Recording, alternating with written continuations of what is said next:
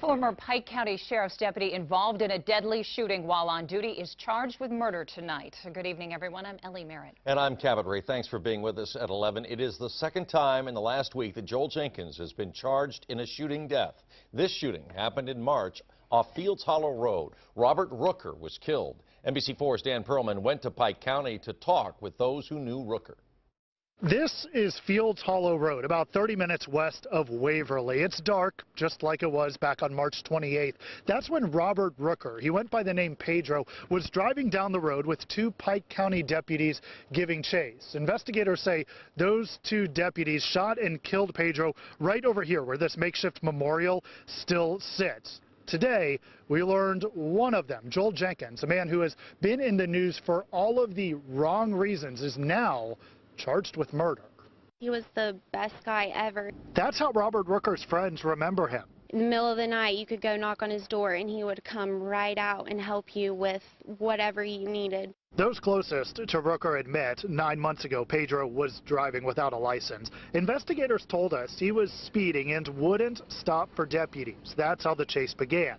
Tonight, no answer at Pike County Prosecutor Rob Junk's office, but in the days right after this shooting, the prosecutor defended the two deputies. Preliminarily, everything I've seen, it's 100% justified. They acted lawfully. They really didn't have any other choice. The grand jury, however, opted to indict at least Jenkins for murder and one count of reckless homicide. I understand as police officers, but you didn't have to unload your guns on him. Now, Rooker's friends say they're waiting and hoping for justice. The Attorney General's office is expected to release this indictment tomorrow. Stick with us both on air and online at NBC4i.com as more details become available.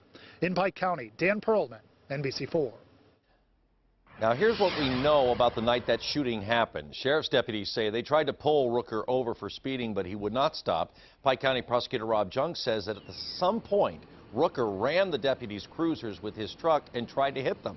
They chased him, a chase that ended with gunfire near a creek. Rooker's family says he was trying to get back home.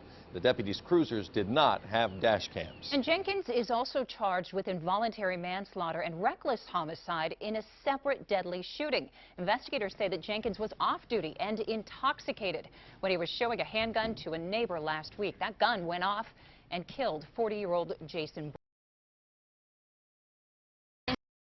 Years as an officer. He has worked as a prison corrections officer, a Washington courthouse police officer, and as a deputy in Fayette and Pike counties. He resigned from his job in Fayette County, citing personal reasons.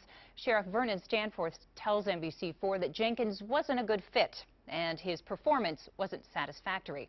Jenkins was reprimanded for hitting a pedestrian in a crosswalk with his cruiser and commended for helping to capture a jail escapee. He was hired as a Pike County Sheriff's deputy in 2013 and fired after this most recent shooting. And to see all of the stories we have done on Jenkins and these shootings, just head to our website, NBC4i.com, search Joel Jenkins.